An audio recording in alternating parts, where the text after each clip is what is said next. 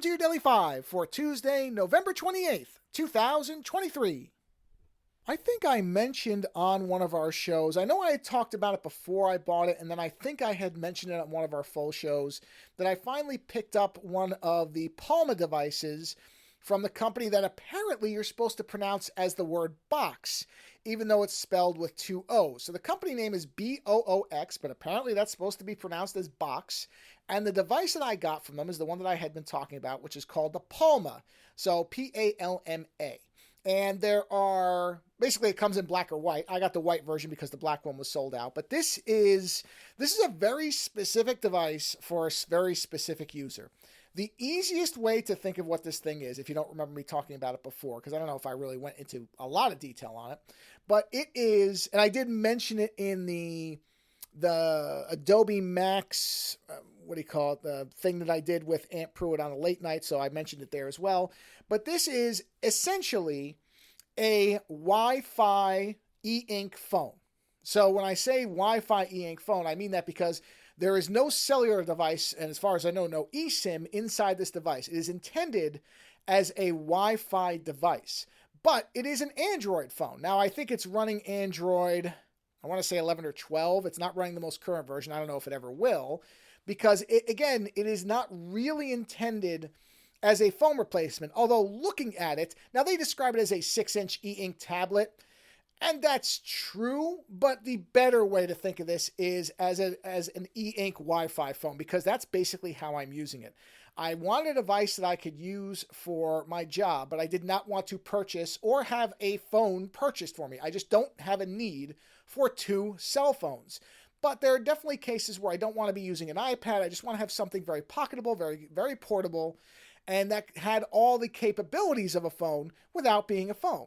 And I've had it now for about a month, so, that's not necessarily a long-term review, but really this thing has been exactly what I wanted. It is a very specific device for a very specific type of user. So I'm certainly not making this a broad recommendation unless you really want a phone-sized e-reader and are willing to spend the money for that and then have stuff on top of that. So it's not I would recommend this to anybody type of device, and even not necessarily people who are into technology. It's such a weird category of device. I really don't know how else to put it as opposed to saying it's a niche device. But if you read about this thing and you feel like you have a need for it, then I would say get it. Because what I wanted was, the other nice part about this thing is the battery life. I charge this thing maybe once a week, and I've stretched it to 2 weeks by using it in very specific ways. It's power saving and all the rest of it. But because it's e-ink, it really does so much better. I mean, it's amazing to have a device like this that I really never worry. I've never gotten it below 25%. Even when I've used it aggressively during the week for stuff for work. And, I'm talking about taking photos with it, which is such a weird experience, I have to say. Because when you take photos with it, it is an e-ink screen with a normal cell phone camera.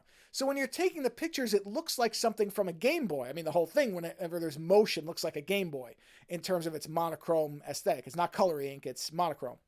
And then when you take the picture and you look at it, it's a normal picture. I mean, it's certainly not going to compete with a Samsung or anything like that, but it's perfectly fine for a normal use case where you just need a picture of something. Usually what I'm using it for is reference. Okay, I need a number off of something, or I need a map a location of something, so I take a picture of it. It's perfectly fine for that. So, like I said, the battery life is outstanding. I've put all the standard kind of workplace apps you might need on there. Something like Outlook and Teams and Zoom. They all run fine. They work. Hooks up to a Bluetooth device. It has all the same Do Not Disturb features. So basically, I set my work hours, and then outside those hours, the device goes silently. The only thing I'm still trying to work out is it doesn't really seem to handle notifications the way that you think it would, in that when the screen is locked, it doesn't display them, which I think is intentional, but is probably something that can be turned off.